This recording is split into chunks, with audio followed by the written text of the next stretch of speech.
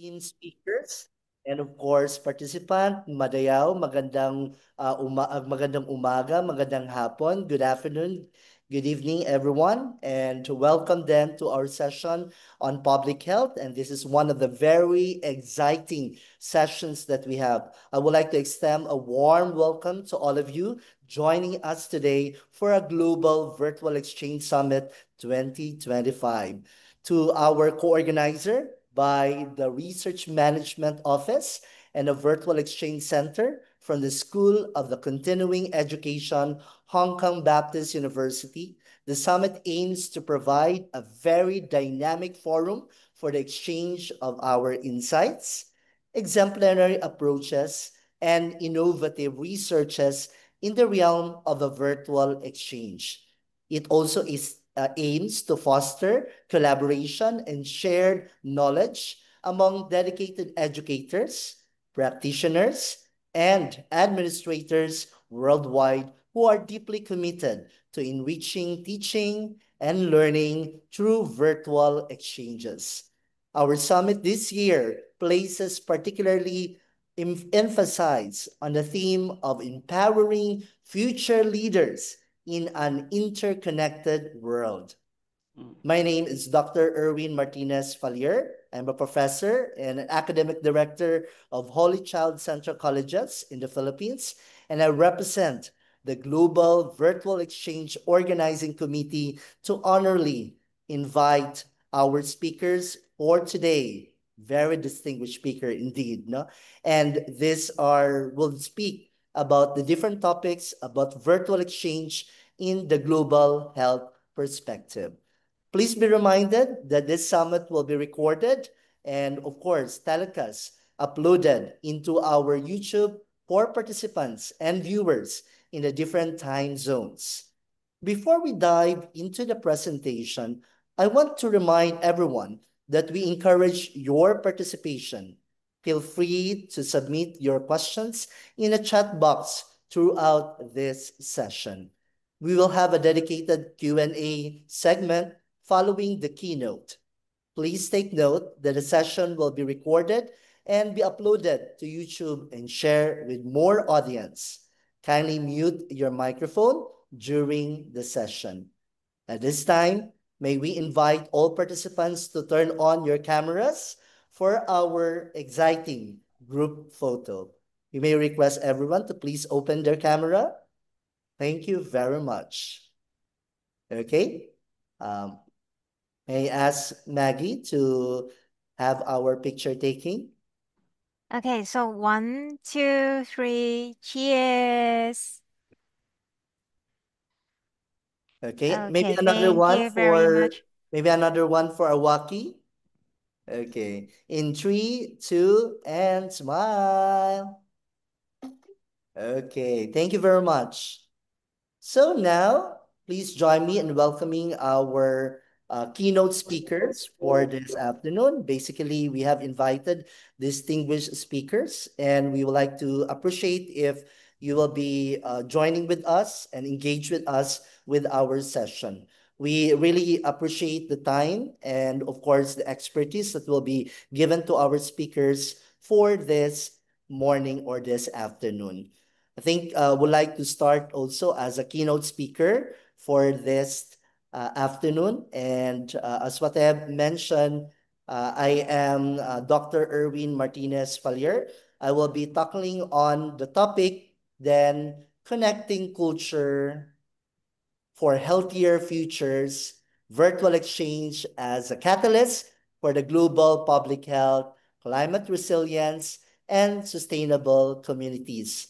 So first, I would like to acknowledge then that we are here in Mindanao, in Sorala, Mindanao, wherein we meet virtually.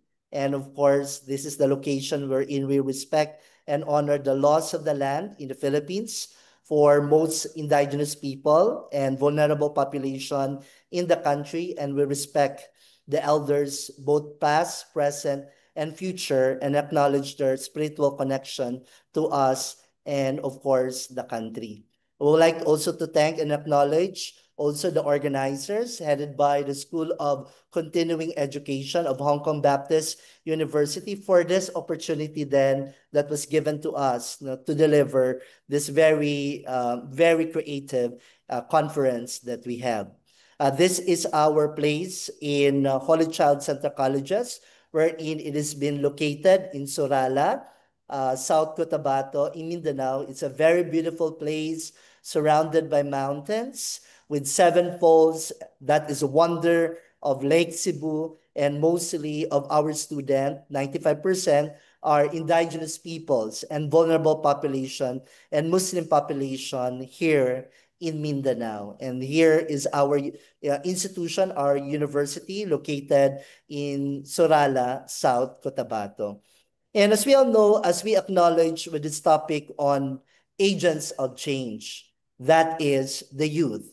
The youth, as we all know, are agents for change for the development of a healthier community. And as we all know also that this is really part then of delivering public health in the country, wherein we have this human rights based approach, wherein not only that we merge with the topics and content when we deliver to our classroom, but then also the inculcation of the information technology or ICT in the country. And this is where we'll be able to deliver the future that we have, a healthier future with resilience, and of course, moving forward to a better health and communities that we have in the Philippines. So in Holy Child Center Colleges, we build a lot of Starlink connection to different communities wherein we connect with them with our virtual exchange or the collaborative online international learning. Through this technology that we have, we make it sure that our students and the community also become healthier and of course relate to the sustainable development goals to make it adaptive and resilient and foster resilience to the communities that we have.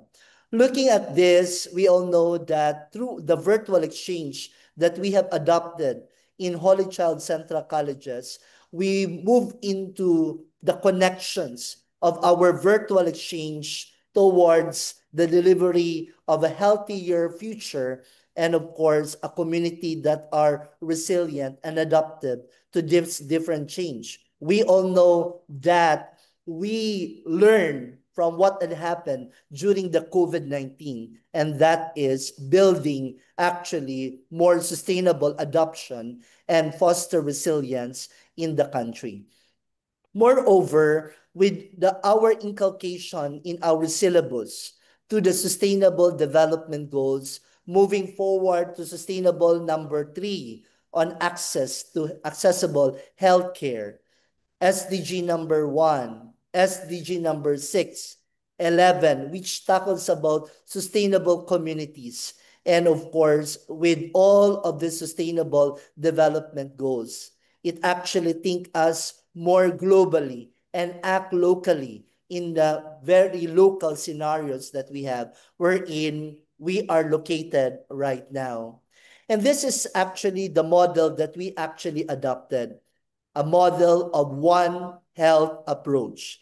And that One Health approach is actually integrated with the sectors and disciplines, especially on environment, human, and animal, in collaborating then with the society then, whether it is in rural or urban areas or mobile communities. So meaning this actually collaboration that we have in our virtual exchanges, adopting One Health approaches are actually inclusive, equity, and accessible to all. That builds what we call as One Health, looking at also with humans, with also with healthy animals, and of course, delivering a healthy ecosystem that we have using a One Health approach. Moving, as we all know, in the Philippines, particularly on Holy Child Central Colleges, we are actually adapting to a lot of changes. We are the grantee of what we call as innovation laboratory, wherein these are sponsored by the Commission on Higher Education, building up a lot of technology in a very deserted place like in Sorala, South Cotabato. That is where our student actually use this technology in their virtual exchanges. And thanks to the Commission on Higher Education that sponsored more than 7 million pesos to build up this iMac computer which connect to the global communities. We have also adopted in our virtual exchanges in connection with different institutions using with technology that are given, like from Monash University, Australia, with the My Dispense technology in a pharmacy, in connection with Unisula from Indonesia, in connection with CEU in the Philippines, and Lorma Colleges in the Philippines, and other institutions. Connecting with our My Dispense, a technology that connects also with, through virtual exchanges approaches, it brings us connecting and bring up then on what can we do during the COVID-19 in our healthcare system, in the hospital setting also, using with case analysis and of course case-based learning, problem-based learning through virtual exchange. It really enhances the critical thinking of our students. These are some of the examples of the cases that we have for clinical pharmacokinetics and of course medication review and etc. Even basic education, they even have virtual exchanges in terms of public health using with hand washing, even in connection with partners from India, from New Zealand, from Australia, and of course other countries. Through this public health approach or One Health approach that we have, we also collaborated then with University Kebangsaan Malaysia on infectious diseases, pharmacokinetics, and medication review.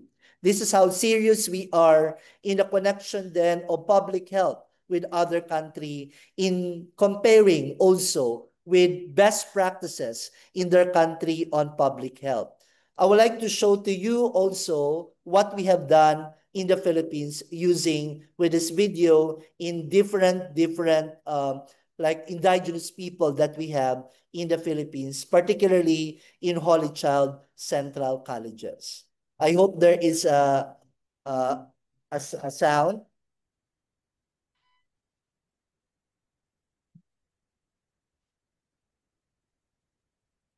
Ako po ay sakop ng indigenous people, yung Dao tribu, Galmonda Tabali.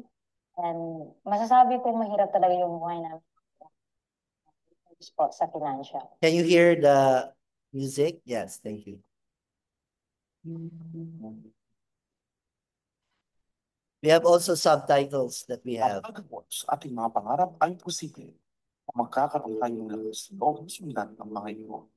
Ngunit, ito isang mahirap na pagpili sa pagitan ng mga kaos.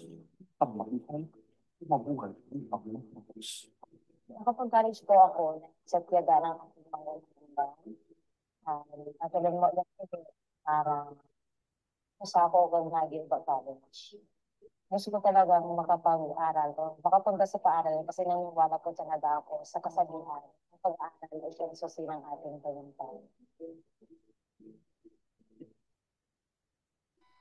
I'm from Bolo Municipality.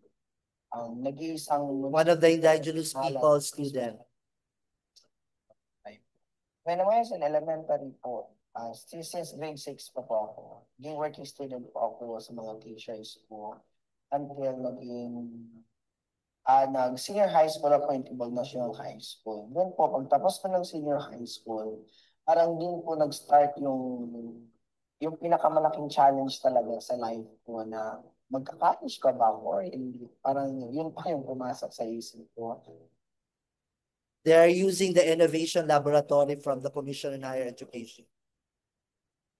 Gusto ko maka-eskwela para ma-provide ko ang panginahanglan sa akon mga kabataan. Kaya hindi ko gusto nga ma-experiensyahan nila ang pabudlay abot sang panahon.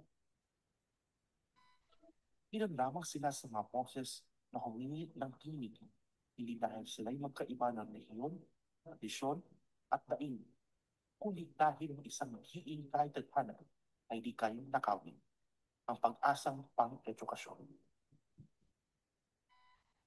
Bilang tugon sa ampas na maalon, ang Holy Child Center College Incorporated ay higit pa sa isang institusyon ng pag-aaral. I'm so lucky po kasi merong program si Holy Child College na meron pong parang community extension doon sa amin na kung saan po binigyan kami ng pagkakataon na makapag-aral.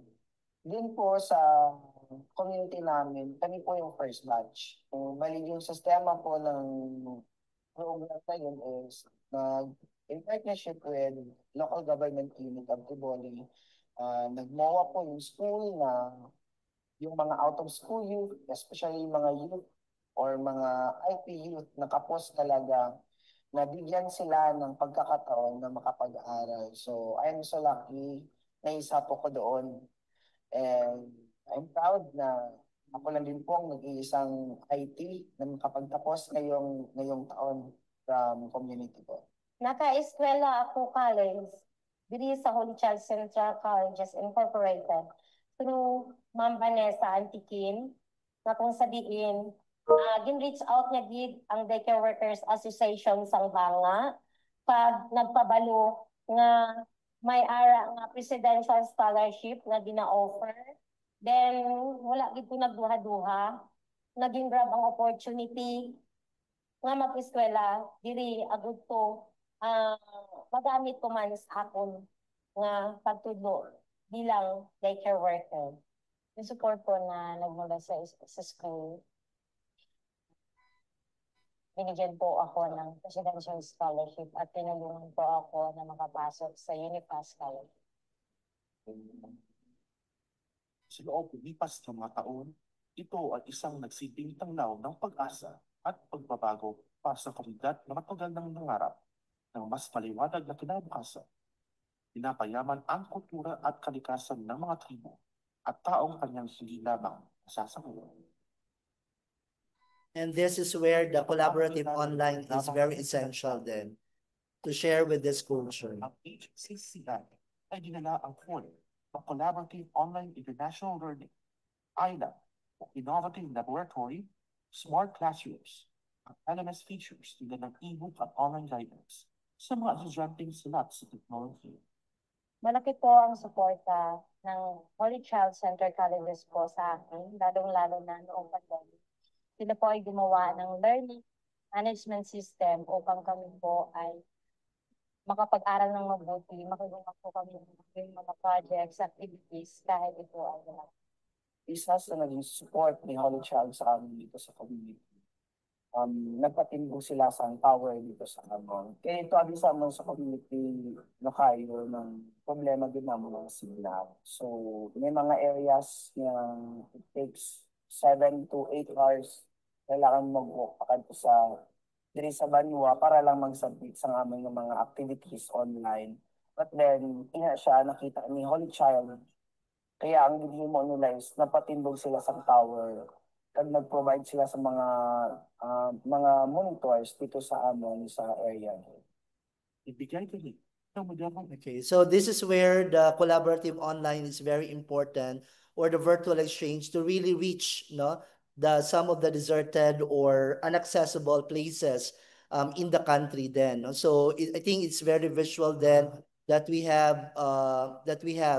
So we have a lot of projects actually, aside from the mention in the video. We have also collaboration with Prince of Songkla University dealing up with herbal plants or botanical plants also. This is a learning process for both parties then. What to be the best practices in terms of herbals or herbal medicine in the country and of course in the world, no, sharing best practices in the country. We have also EdTech Fusion and with education, and also with country like Venezuela also. We have also connecting also with IP community here in Surala, in Lake Cebu, and in Tibuli, in terms of producing more of their, like example, souvenir items or their products, then no, to be sold, no, to other country or into, so make it more sustainable for them and develop them on how they be able to be empowered, no, in their communities and all. And also the main importance of all this thing is all about their experiences as an indigenous people, experiences on how they be able to adopt this healthy lifestyle and wellness then to their communities, and then and to make it more sustainable and creating communities that are better and healthier in the Philippine setting, and of course beyond in the world. So there are might be a lot of challenges, as we all know, the signal, no, the Wi-Fi signal that we have, but we have a solution wherein we need to put Starlink to the different communities then to make it more accessible to them in the virtual exchanges. And of course, as you can hear, they may speak in the different languages, different dialects. So it may not be a hindrance for us, but it actually a challenge to learn also the culture of others, and of course the time zone with our partners. But it makes it a difference, and of course learning experiences to all of us. So I think that's all from my part, and thank you very much for listening. So I'll move forward to the second speaker also. I know that you are excited for our second speaker. Our second speaker is connected with Hong Kong Baptist University, China, and he will be talking about exploring the digital transformation of Tai Chi, a literature. Help me welcome Dr. Martin Chui. Dr. Martin. Thank you. Right. So this is my turn. Right. Okay. So this is a pure presentation, okay, of the written material. So this is just a piece of a simple research about Tai Chi. And when we talk about Tai Chi, people often relate it to the morning exercise of the elderly, okay, every day. But Tai Chi actually is quite popular around the world now, right? In both in the West and in the East, right? So that, but you see the different cultures, they look at the same thing, right? The Tai Chi, for example, okay, differently. So this simple research is to look at how the people from the East and the West in English and in Chinese, how they look at this exercise, right? Tai Chi. So the title here is the digital transformation, and maybe it is a little bit difficult for us to imagine how we are able to do digital transformation of some morning exercise, right? Okay, so let us look at how the research is about. Okay, so this is a simple introduction. Tai Chi, as we know, okay, it helps improve physical and mental health in patients with chronic diseases. Okay, it is not just a morning exercise, right? Okay, so since the 2016, okay, the emerging technology at that time was the VR and AR and the motion capture, but nowadays the AI is the most popular one. So that later in the last part of the presentation, we try to look at how Tai Chi research, okay, relates to AI, right? Okay, so in this research, we will try to look at how this emerging the technologies relating to the study of Tai Chi. Okay, that this is mainly the Western style. Last here, I show you a timeline.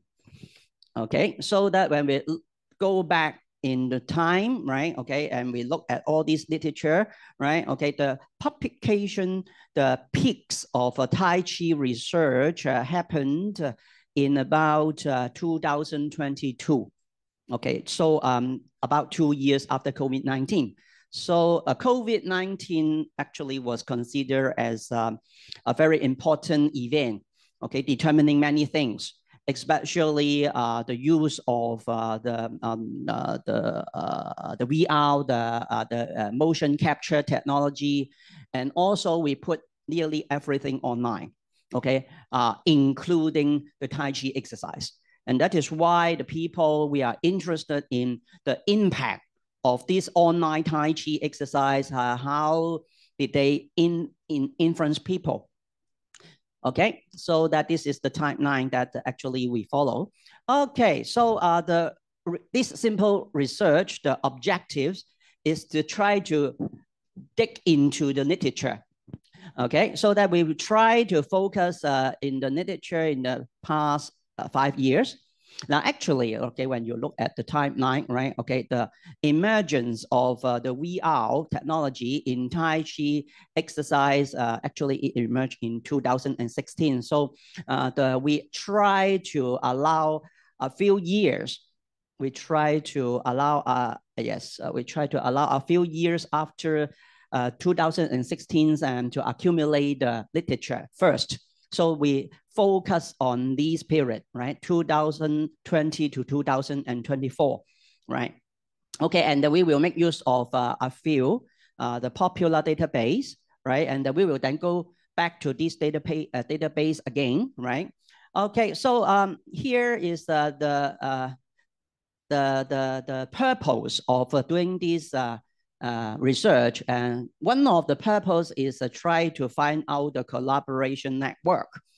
Okay, and later in the outcomes, and then we will mention the name of a few authors, institutions, and even countries, so that they are so keen, okay, to do the Tai Chi, the researchers, right? Okay, so the research hotspot and the evolution trends, okay, we will also go through, no worries. Okay, and then we will try to have a simple comparison between the difference, okay, of the Chinese research and the English research.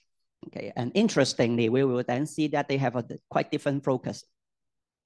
These are the search strategy. First of all, okay, we have to dig into the literature, so that how do we screen out the appropriate literature, so that we make use of the keywords, right? Okay, and we have collected many keywords here, okay, and try to make up this matrix and to form this search strategy. And then in different database, we use these keywords and to search through and to compose of a record.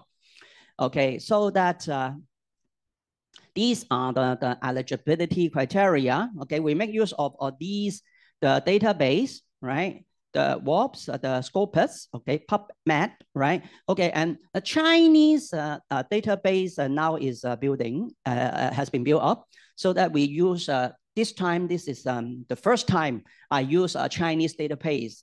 It is called CNKI, Chinese, so that it is quite an advantage for me. Okay, I can read both English and Chinese, so that this is quite an advantage for me to do this research. Okay, so and then we will focus on all the publications between 2020 and 2024, right? And the inclusion criteria of the literature, it must be a peer-reviewed journal article. Okay, it cannot be any published article. Okay, it must be peer-reviewed, and within the period 2020-2024.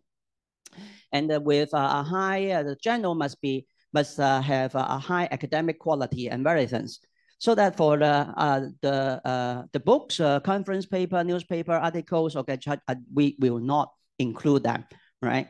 Okay, so that I hope you understand the criteria of a selection is serious. Okay, and this is our search process. I try to simplify it. Originally, we have selected over 100 articles, but after the screening process, okay, and some of the duplicates removed, okay, irrelevant removed, and then altogether, finally, okay, we have 83 paper remain. And this is an interesting result, okay, the first interesting result, among these active 3 articles, we have 70 in English and 13 in Chinese, right? So that the English, the study is still the major source of research, right? Okay, so the data extraction, right? Okay, and I am the one who make up this simple research, but I have 2 research assistants, Mr. Michael Lee and Ms. Joey Zhong. Okay, and they study in the university. They are my students in past, so that I'm glad to have both of them to be my research assistants. Thank you very much to their very helpful efforts.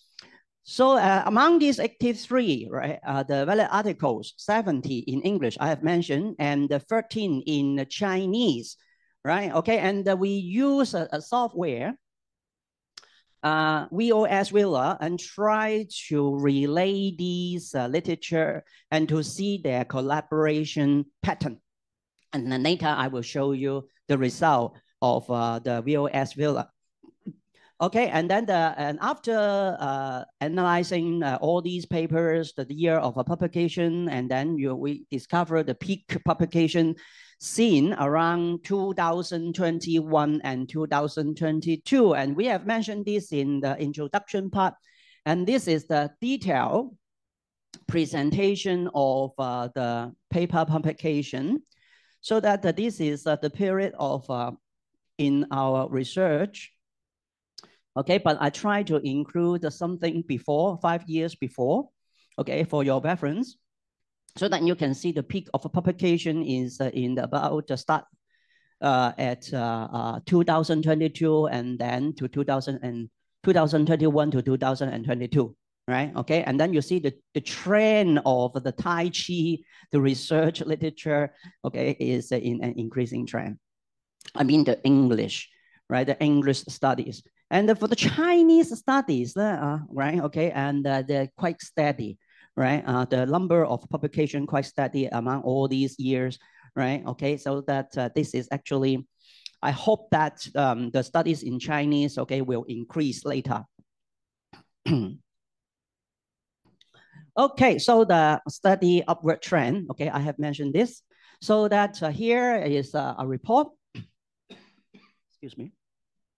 A report of the top 4 journals on the Tai Chi research, the leading 5 institutions in Tai Chi research, and the 6 the most active researchers in Tai Chi research, and the journals, they are all Western journals, no doubt about it. Because the studies in English, right, is composed most of the research studies. But the leading 5 institutions, some interesting results shown here. The Shanghai University of Sport, Beijing Normal University, right? Okay, so that, and if you go on, and then the 5 leading institutions, they are all the universities in China. So that it implies, when we compare the top 2 results here, okay, it implies that the universities in China on Tai Chi research, actually they start, okay, to submit the research in English, and they have their publications in the English, the Western, the journals, right, in the past 5 years. So that this is quite encouraging, right? Okay, for the top researchers, okay, we have the names of Chinese, but surprisingly, okay, we also have the name of some Australian, right? Okay, so that the Australian, okay, they are also keen in doing all these the Tai Chi research, okay, so that the University of Melbourne, okay, we can see the name of University of Melbourne, okay, which has got the one of the best medical school in the Southern Hemisphere. So that here is the name, okay, we have identified after doing this careful comparison. And this is another outcome by the VOS Wheeler. For those who are interested with what is VOS Wheeler, actually it will allow us to relay the different research, the researchers, the keywords with each other. So that here I try to show you 2 simple graphs. This is the studies in English, and the one on the right-hand side, the studies in Chinese. And then you can tell the simple impression, right? That's the collaborations in English studies, okay, they already form a quite good collaboration, a complicated network, right? But the Chinese, the study in Chinese, the people tends to do research, okay, with a small research group with only a few people, and these people, they do not collaborate with each other, so that they are quite isolated. Do you see? So that this is also another characteristics we discover after analyzing all this literature. Okay, so that I have put another result here for those English literature. Okay, the people focus on how Tai Chi work with technological innovation, for example, biomechanics, machine learning, wearable sensors, okay, with all these sophisticated technology. But the Chinese literature focus on culture preservation, okay, the teaching method, right? Okay, they are actually independent, isolated, localized research groups, small groups only. So you see, they are quite different.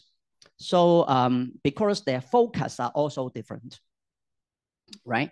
So a simple conclusion after going through all these literature is that the Tai Chi here, okay, is not only an exercise, but it is almost some kind of the exercise for the world population.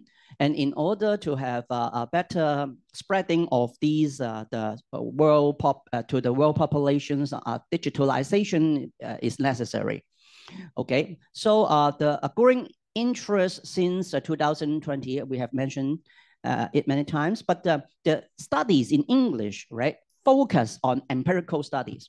Okay, and they have different technologies helping them to understand, to decompose the motion, okay, into different ways to reproduce their motion, Tai Chi motion by VR, AR technology, okay, in form of distant teaching and learning.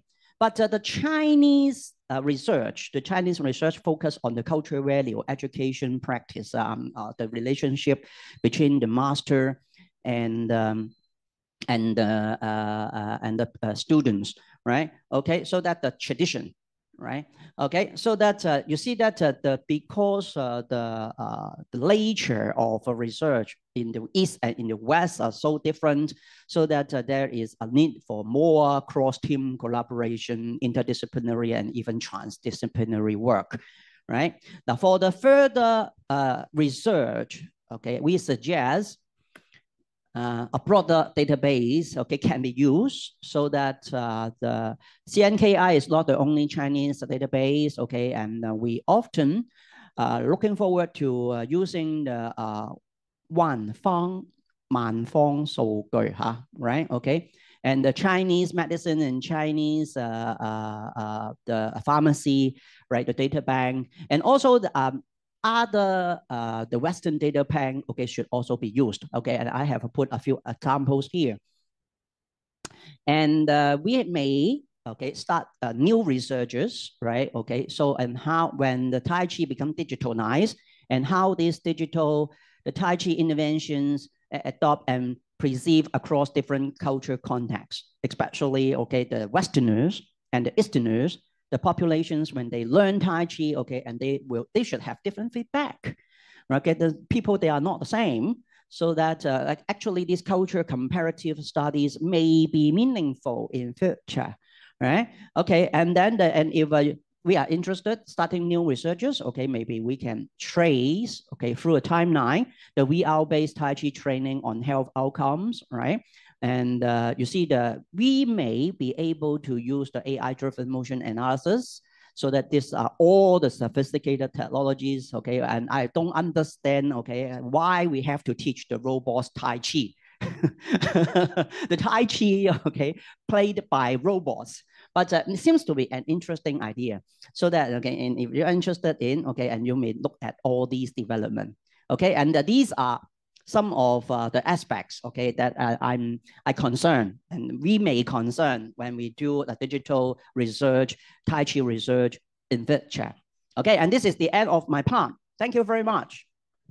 Yes, thank you very much, Dr. Martin. I think I'm very interested, no, if robots would be taught regarding Tai Chi, no, and I think that really changed then of our mindset, not only as a mere exercise, but this really, no, changes in terms of digitalization and transformation regarding Tai Chi, not only as an exercise, as a health modalities then, but then, of course, as part of the culture. Thank you very much, Dr. Martin. Now we move on to our next speaker. Just hold on with your questions. You can put it in the chat box later on.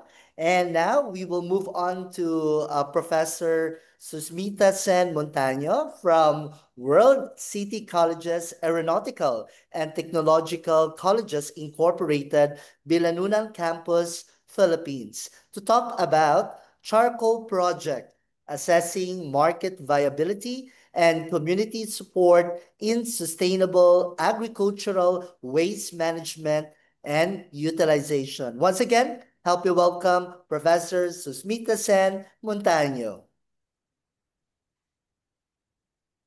Hello, ma'am. Good Good afternoon, afternoon. Doctor. Am I audible? Yes, you are All audible. right. Thank you, sir.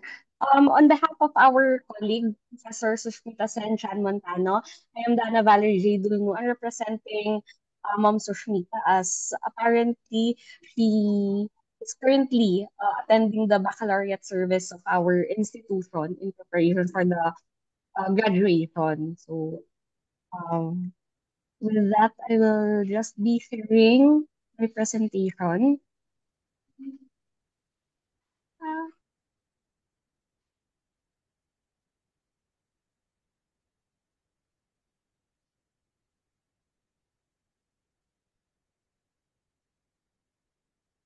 right.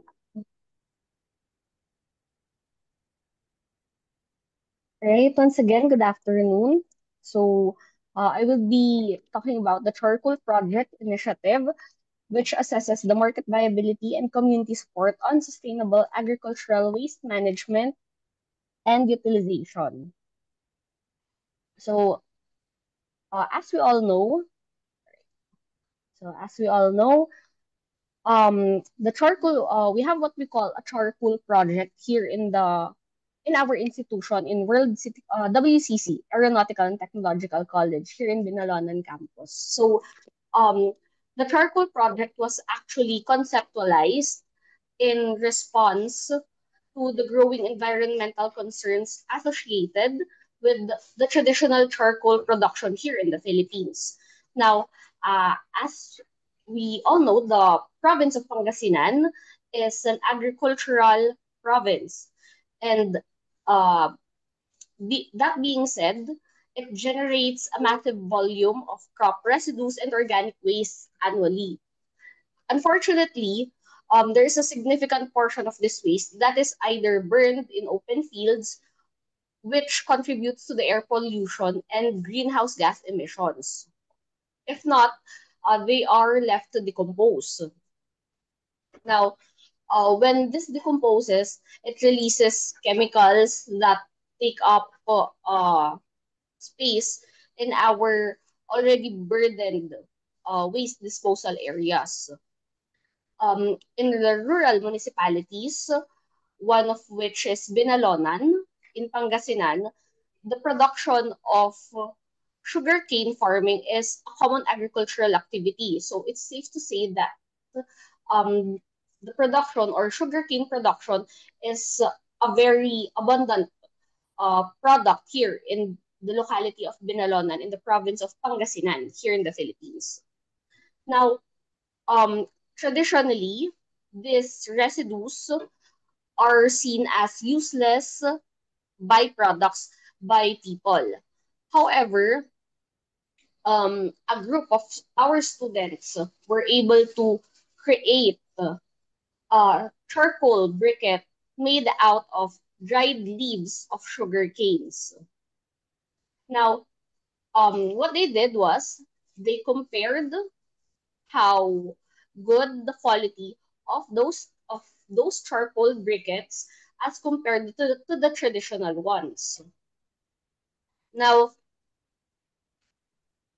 right now, as for our institution, we saw the potential of that particular product where we could um, we could connect the participation of the local community and our institution.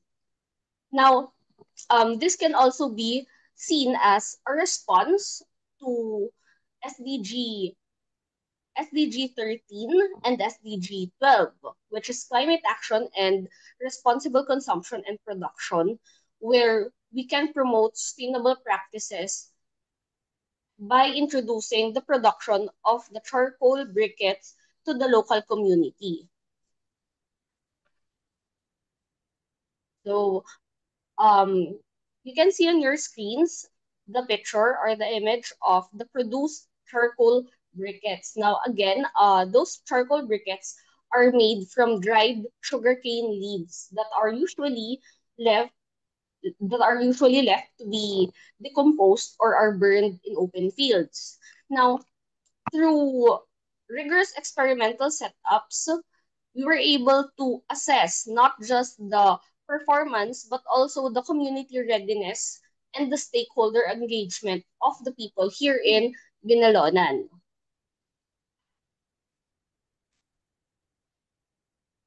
Right. Now, the question on the production efficiency and the quality of charcoal briquettes can be seen in front. We had the charcoal briquettes tested and compared to the traditional or the conventional charcoals that are often used and are available in the market.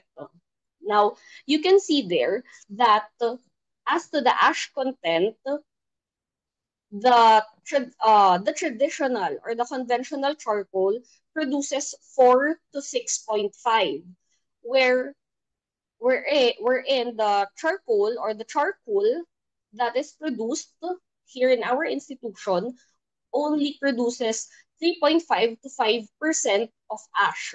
So it is relatively lower than that of the traditional charcoals that are available in the market. For the carbon content, our charcoal is significantly higher than the carbon content of those that are available in the market.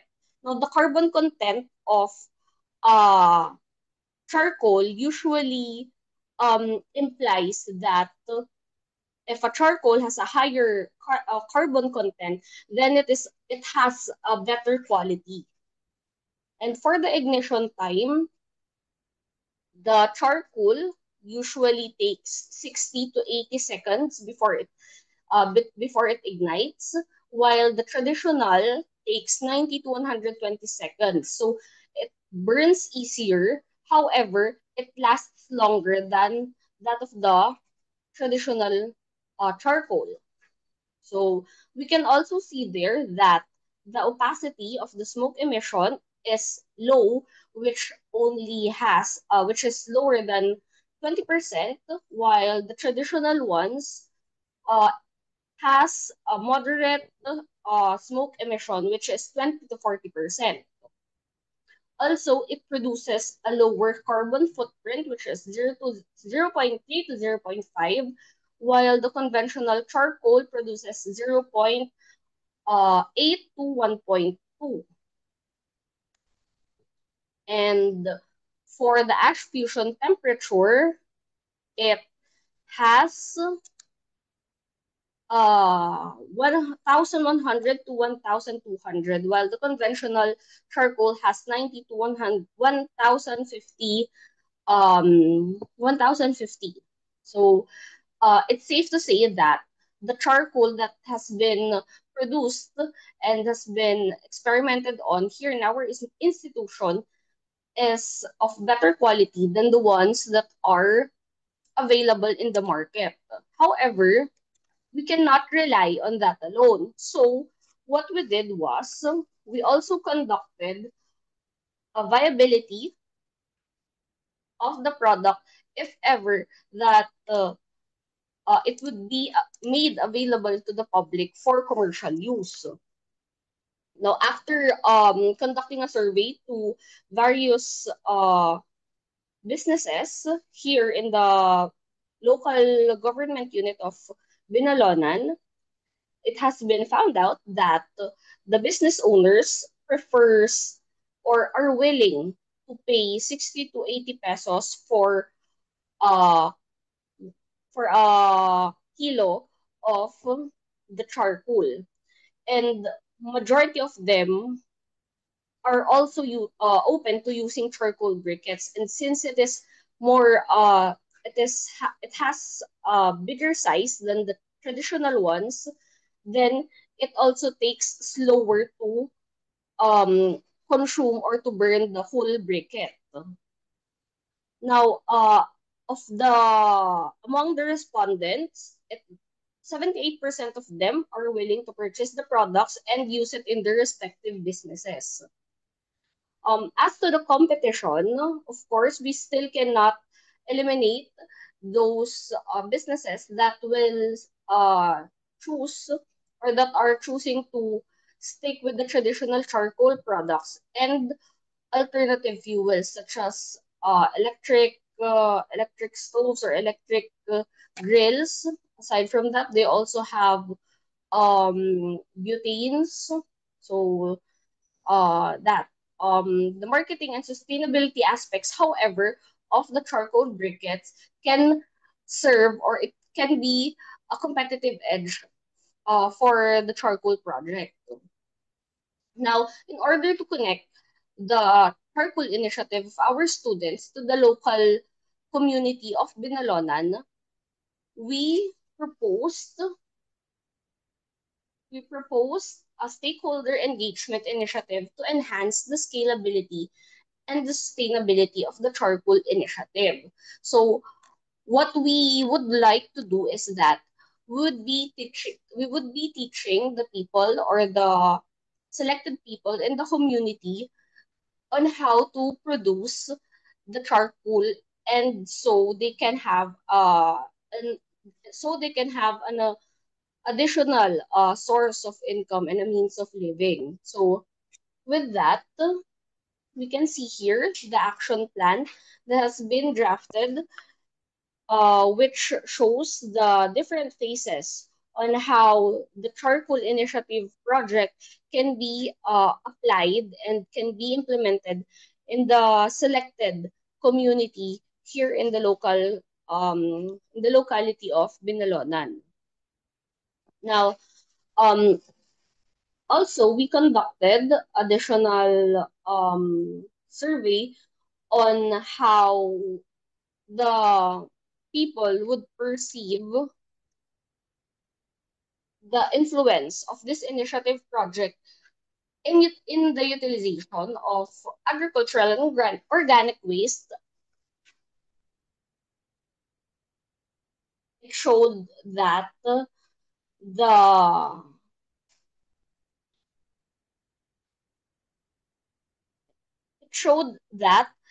charcoal initiative has a high influence, especially when applied and implemented in the selected local community.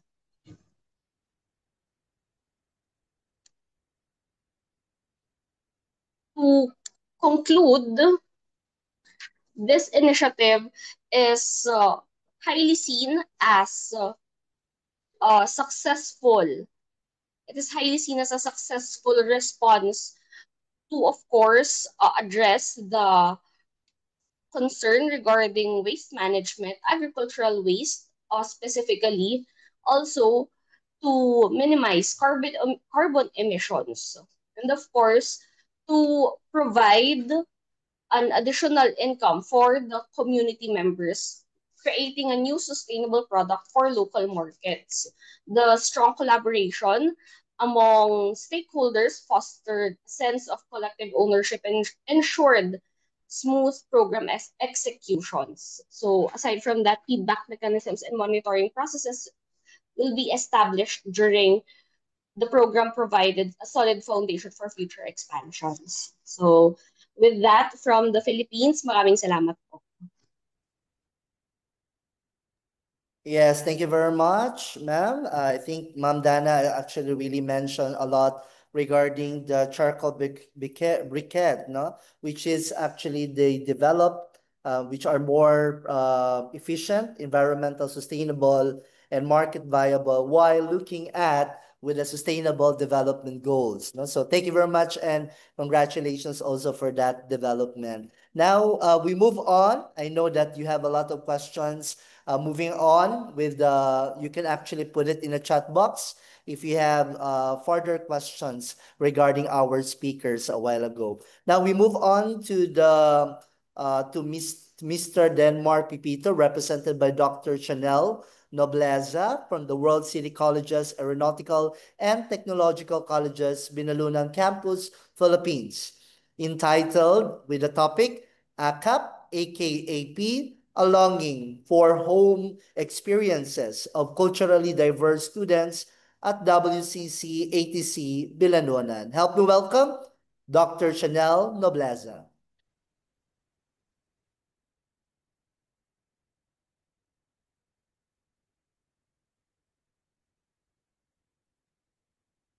Hello, Dr. Chanel. Are you there? Good afternoon, sir. Can you make it louder so that everyone will be able to hear you? Thank you. Am I audible po?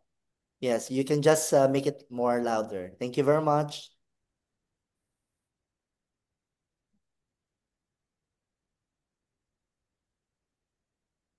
Okay, good day everyone.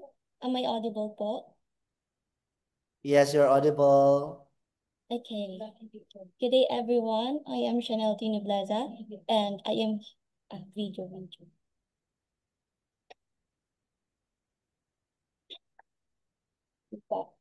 So, good day everyone. I am Chanel Nobleza. I am here to present the research of our student, but unfortunately, they are not here as they attended the baccalaureate graduation. So, this research titled ACAP, A Longing for Home Experience of Culturally Diverse Students at WCC ATC Binalonan. This study was conducted to explore and understand the experiences of students who come from various cultural and geographical backgrounds and are currently studying far from their homes.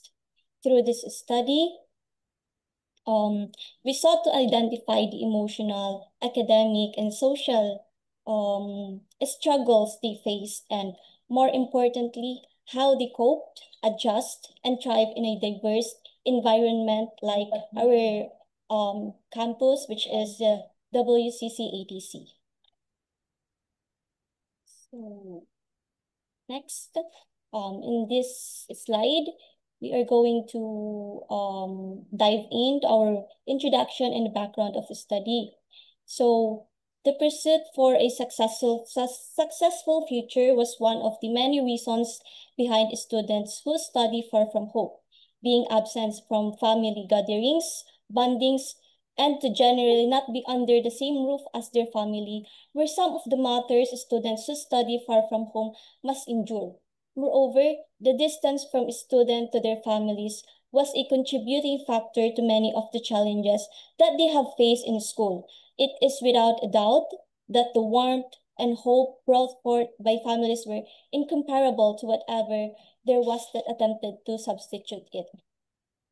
As this paper promoted healthy lives and well-being for all and inspired partnership for common goals, through intervention programs, this paper would have supported Goal 3, ensure healthy lives and promote well-being for all at all ages, and Goal 17, which is to strengthen the means of implementation and revitalize the Global Partnership for Sustainable Development of the United Nations Sustainable Development Goals. So let's go to the statement of the problem. This study is aimed to create an intervention program that will support the students to counter the struggles of feeling homesickness or separation anxiety that can lead to problems regarding their academic performance, emotional well-being, and their social relationship. Specifically, this study sought to answer the following sub-problem. Number 1, what is the current level of homesickness or separation anxiety experienced by culturally diverse aviation students at WCC ATC Binalonan? Number 2, what challenges and struggles related to language barriers, cultural differences, and adaptation are experienced by aviation students at WCC ATC Binalonan? Number 3, what coping strategies are most frequently utilized by students, and how effective are these strategies in managing academic and social challenges? And last, based on the results, what intervention program can be prepared to improve their academic performance, emotional well-being, and social relationship? So here's the synthesis of the study. By combining information from multiple sources, we have 4. Number 1 is the perspective of students far from home. For many students studying at WCC ATC Binalonan who are away from home, it may be seen as a constant balance between adapting to an unfamiliar environment and trying to achieve academic success. Also, in a culturally diverse institution, students' experiences add insights to the reality of students' journey in studying far from their homes. Number 2, students' coping mechanisms with regards to homesickness. Different coping mechanisms that students utilize to alleviate the feeling of homesickness, such as cultural engagement, social connection, and of course, self-care. And number 3, impacts of studying away from home. It showed different challenges faced by students such as homesickness, social support networks, and cultural adaptations. And last, the initiatives to support students against homesickness. The presence of a culturally diverse organization at WCC ATC Binalonan can lessen students' feeling of homesickness by allowing them to share the experiences with one another and forge new friendships, which can increase social connections and help the students enjoy and positively adapt to their surroundings.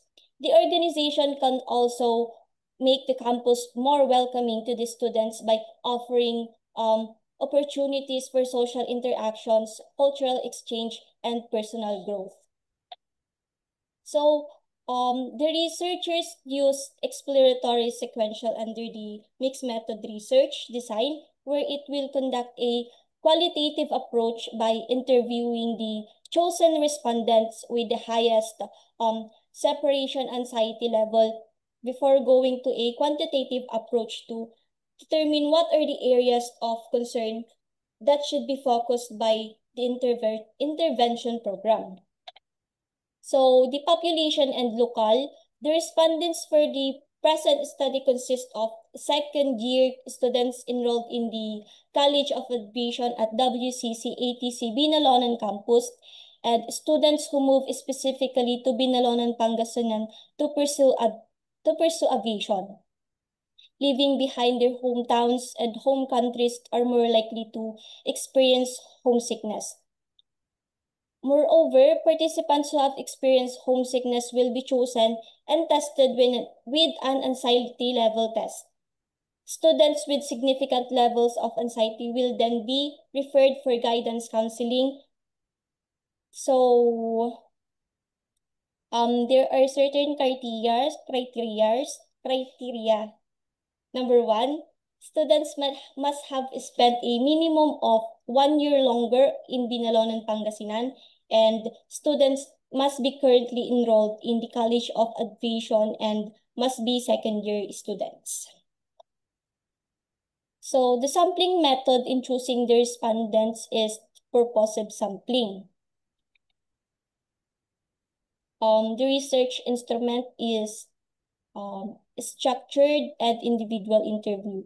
The researchers have adopted an instrument for testing the anxiety levels of second-year students from the College of Aviation who are experiencing homesickness. The Adult Separation Anxiety, or ASA 27, is a 27-item questionnaire designed to assess the symptoms of separation anxiety that is experienced by young adults over the age of 18. So the said test was developed by Manikava Sagars and Silovis group over the course of several studies on the separation anxiety. So this test has provided the researchers depth and basis of student experiences related to the present study. The test questionnaire was conducted through a group-administered survey under the supervision of the researchers. Students with the highest anxiety scores were given the option to participate in an individual interview with these researchers to discuss their overall experience, how homesickness impacts them, and their coping mechanisms. The data collected through survey questionnaires were systematically analyzed. So using statistical tools, ensuring that interpretation remains objective and evidence-based, the results are compared with existing literature to identify trends, patterns, and possible understanding of the experiences of culturally diverse students studying far from home at WCC ATC Binalonan. For the treatment of data, the researchers used factor analysis and thematic analysis. So here are the findings of their study. Number one, the psychological disengagement. The finding of this study offers significant insight into the lived experiences of culturally diverse students at WCC ATC Binalonan as one of the most reputable aviation institutions in Asia.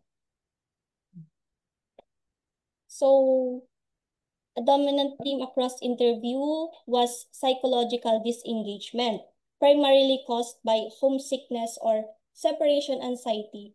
For many students, particularly those from regions like Mindanao or overseas, being isolated from their families has created a mental burden that negativity affects their academic focus and emotional stability. While the Filipino culture strongly values family connection or kapwa and pakikipagkapwa-tao, this separation becomes even more intense for students raised in tight-knit communities. This team was formed by the following categories. Number one is loneliness, number two is psychological distress, number three is social withdrawal.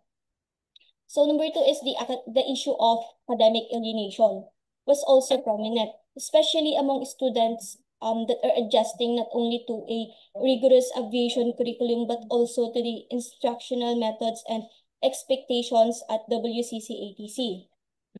Language barriers, especially among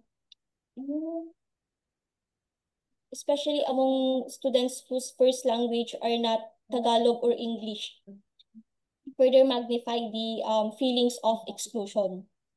So this number four, this linguistic vulnerability often leads to miscommunication or lack of confidence in classroom participation. And the last one is the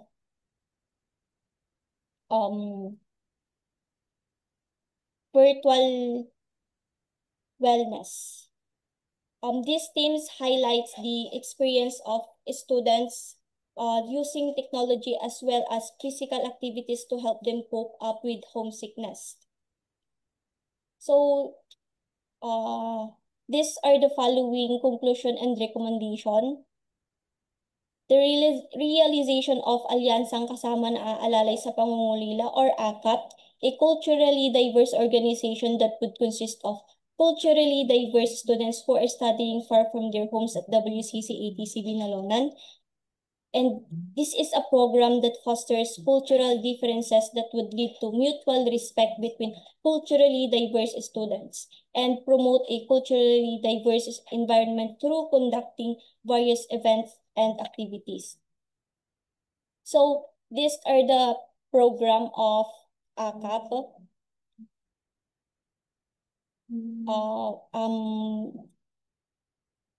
This is an organization. It is an intervention program and that values, respects and leverages the differences and similarities among the culturally diverse students who study far from their homes at WCC-ATC Binalonan. So this organization promotes diversity, inclusive culture, and cultural competence with the potential collaboration between the guidance and counseling department, character formation department, and the College of Aviation. So there are three activities, which is the Appear Tayo, Peerlink Initiative, and Kumustahan. So the Appear Tayo is a program that fosters student engagement to develop rapport within the department. It is an activity wherein it is like welcome event or party for the freshmen or transferees for every start of the school year to promote a close and harmonious relationship at an early stage of staying and studying at the campus. So number 2 is the Peerlink initiative. This is a program that promotes peer connection. It inspires an academic experience through activities like mentoring programs. So the last one is the Kamustahan. Kumustahan in English can be translated as checking in, catching up, or a friendly exchange of greetings and updates. It is an activity that encourage students to visit the guidance counseling and counseling department at least once every semester to promote professional rapport.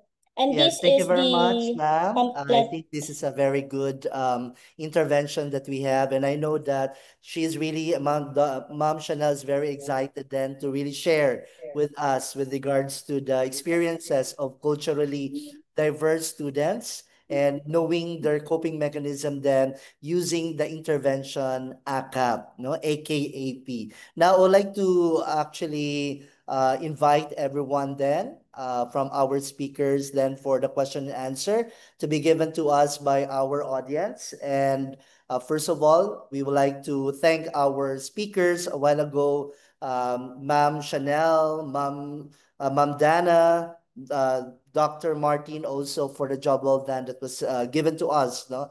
And moving forward in terms of the presentation. And now we will be opening the floor for around 5 minutes.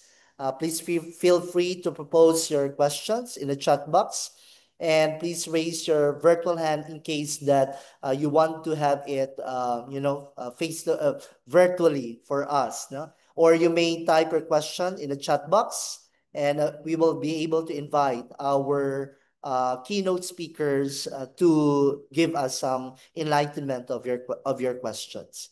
Now, I think we will be able to hear from the question from the floor or from the audience regarding the topics.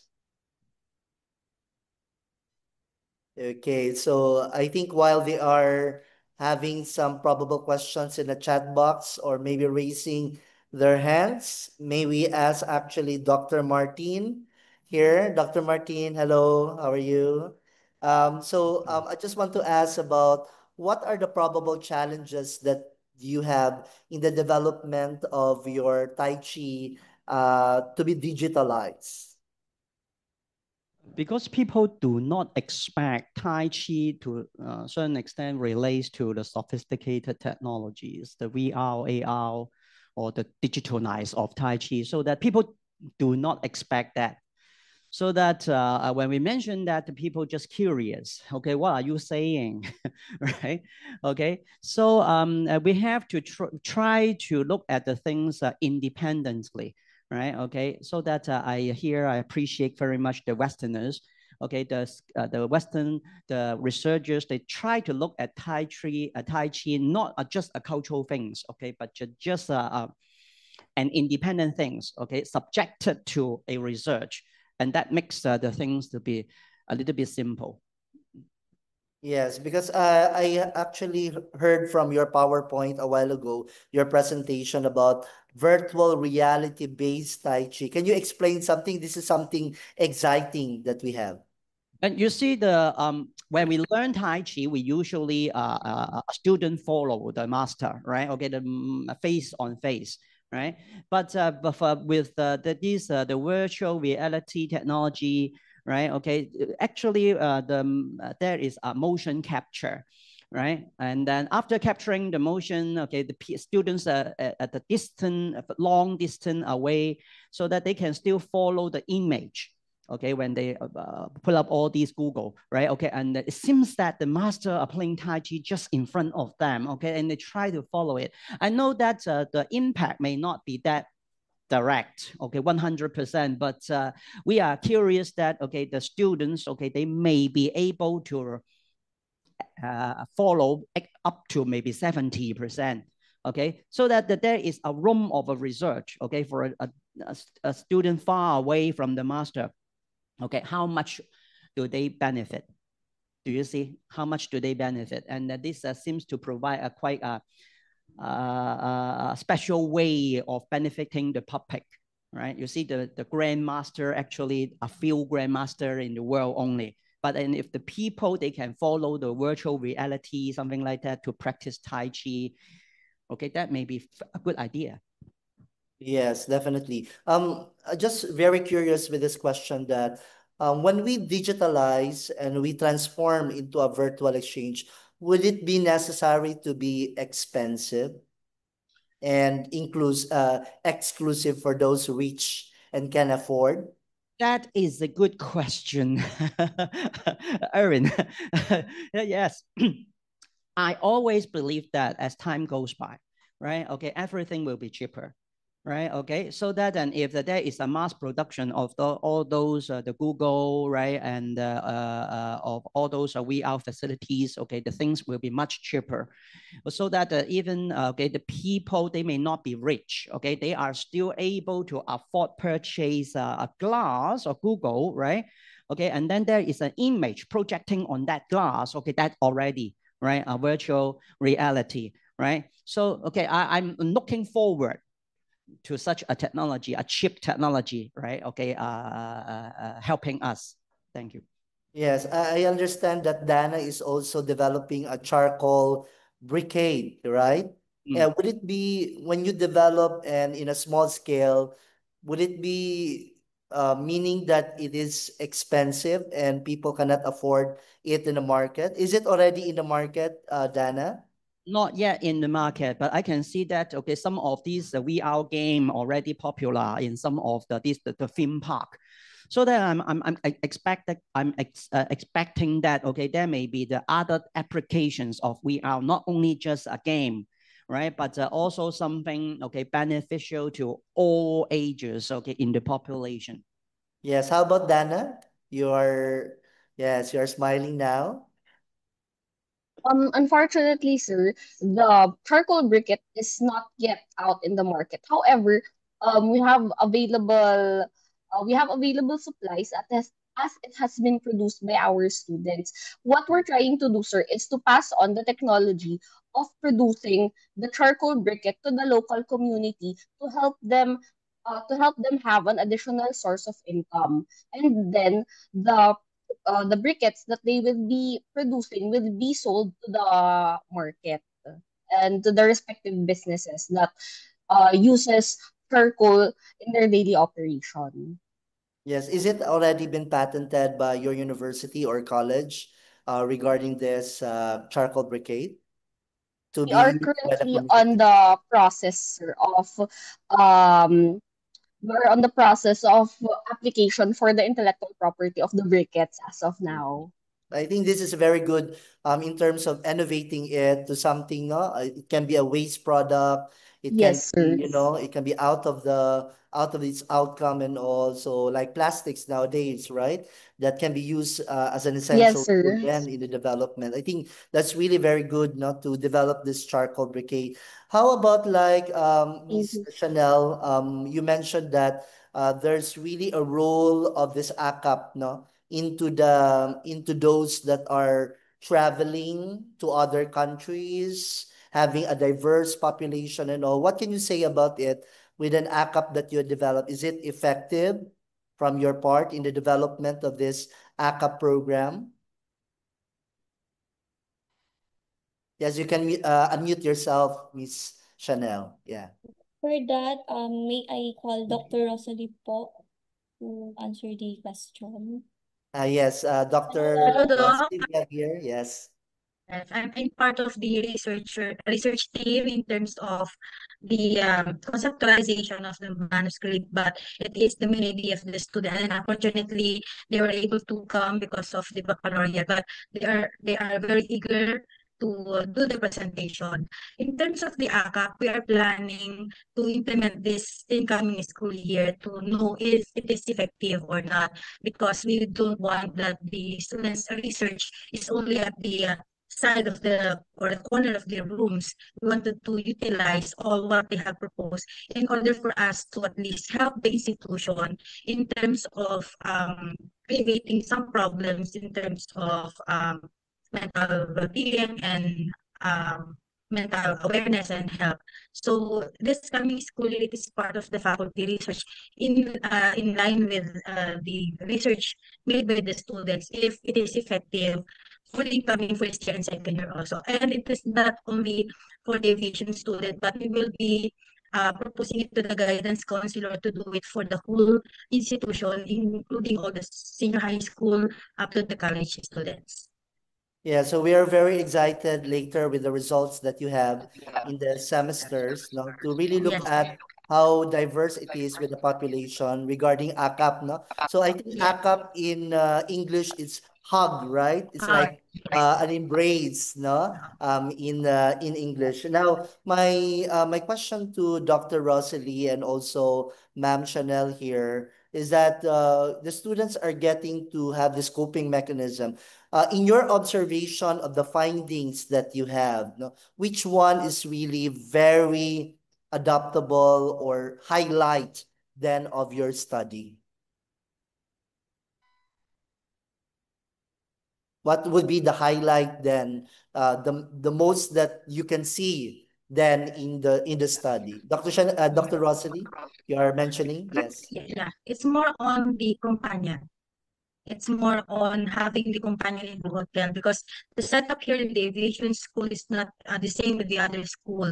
So they are really, they came from very far places, and the culture, the beliefs are not the same. So for them, it's very important to have a companion in a particular room or what we call it cohabiting strategies in order for them to cope from the first year, cohabiting with the fourth year, in order for them to at least um, um, cope themselves into what is the culture here in the aviation school. Yes, thank you very much, Dr. Rosalie, and the rest of our panel, Dr. Martin, Ma'am Dana, Ma'am Chanel, and also our guest, also Dr. Rosalie. So time is running out actually, but nevertheless, there are really exciting topics that we had. Thank you very much for your active participation for today, and we value your opinions and of course your efforts and suggestion a while ago. Please fill up the feedback form that are shown in the QR code and provide a feedback form link in the group chat. Thank you very much.